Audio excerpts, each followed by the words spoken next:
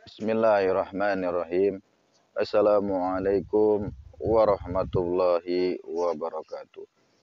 Iwan wa akhwatu fillah yang dirahmati Allah, bersyukur kita kepada Allah alhamdulillah pada hari yang penuh berkah ini masih kembali bisa berkumpul dalam rangka thalabul ilmi. Mudah-mudahan Allah memampukan kita agar senantiasa istiqomah menuntut ilmu untuk bekal kita di yaumil mahsyar, sebagai petunjuk jalan agar kita menjadi hamba-hamba Allah yang diridhoi dan mendapatkan keberkahan, rahmat serta limpahan kebaikan dari zat yang maha baik, yakni Allah Subhanahu wa taala.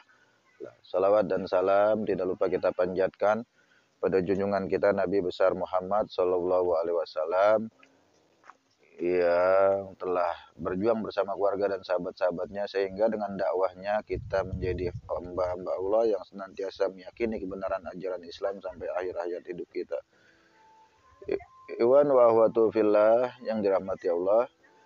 Baik, hari ini Al-Fakir akan coba membahas ya terkait politik identitas ya. Jadi di mana-mana ada gerakan kampanye anti politik identitas. Ya. Itu jadi bahasan para politisi kita di zaman now ya, zaman sekarang. Sehingga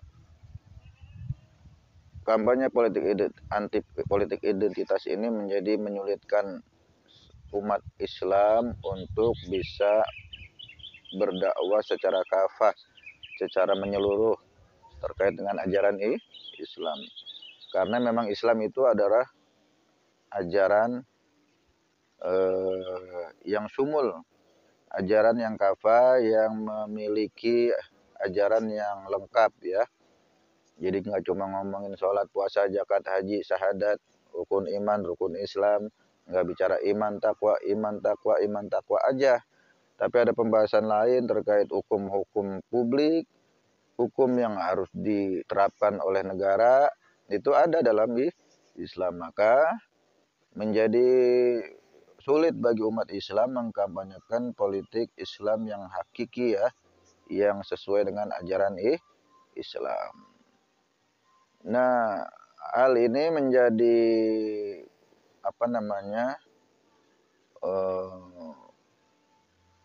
menjadi tugas kita untuk mencoba berpikir bagaimana caranya agar umat ini kembali pemikirannya kepada qiyadah Islamiyah, pemikiran yang Islam. Jadi Islam itu punya kepemimpinan berpikir, qiyadah fikriyah namanya. Qiyadah fikriyah itu sumbernya ya dari ajaran Islam, Al-Quran dan hadis.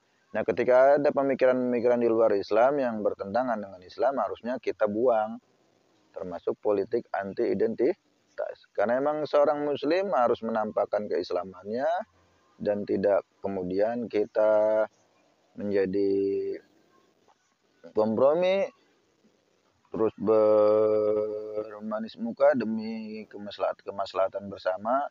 Itu yang sulit bagi seorang muslim untuk memilih.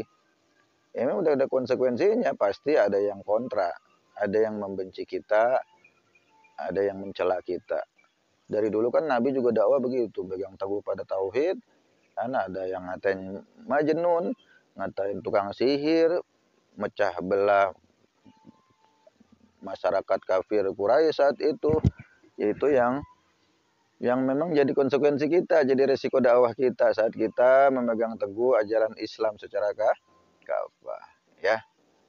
Al-Fakir hanya mengajak umat untuk sadar kembali kepada ajaran Islam, bahwa Islam itu ajaran yang sumul, bukan ngomongin sholat doang, puasa doang, zakat doang, juga ngomongin politik Islam, ngomongin hukum Islam, ngomongin sistem sosial dalam Islam, juga termasuk hal-hal yang kecil-kecil seperti rumah tangga, individu, dan masyarakat.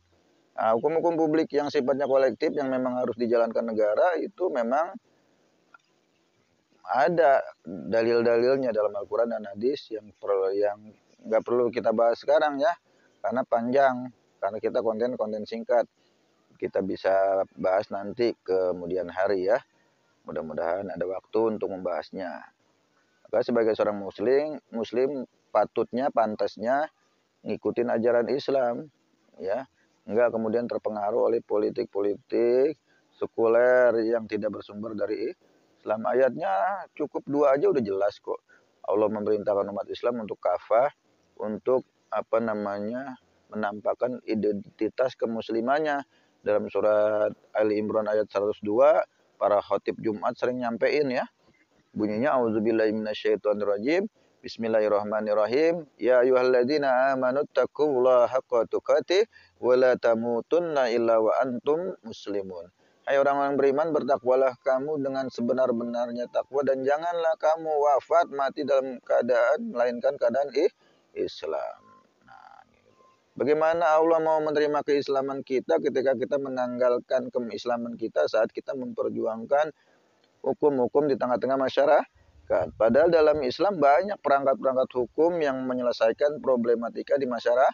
Ada namanya jarimah, ada jinayat, ada had, ada ta'jir, ada ukubat, macam-macam hukum dalam khazanah fikih Islam yang memang saat ini diabaikan oleh umat Islam, juga oleh pemimpin-pemimpin kaum muslimin pada zaman sekarang. Berarti bagaimana mungkin kita akan mencapai hakikat dari surat Ali Imran ayat 102 kalau kita sendiri nggak mau memperjuangkan politik yang sesuai dengan ajaran Islam. Yang kedua adalah surat Al-Baqarah ayat 208. Kita juga sering dengar ya, banyak kiai para ustaz nyampein bunyinya auzubillahi minasyaitonirrajim. Bismillahirrahmanirrahim. Ya ayyuhalladzina amanu udkhulu fis silmi kafah.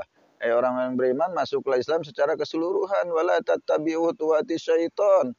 Janganlah mengikuti langkah-langkah syaitan. Innahu lakum aduwwum mubin. Sungguhnya syaitan itu musuh yang nyata. Udah Allah perintahin masuk Islam secara kafah, nggak boleh mencela-mencela. Kalau ada yang ngompor-ngomporin, udah tinggalin politik identitas. Kita nggak bakalan laku. Politik membawa-bawa nama agama itu nggak akan laku, benar. Salah kalau kita kemudian menjadikan agama untuk memperjuangkan kepentingan politik, jabatan, kekuasaan, pengaruh dan sebagainya, benar.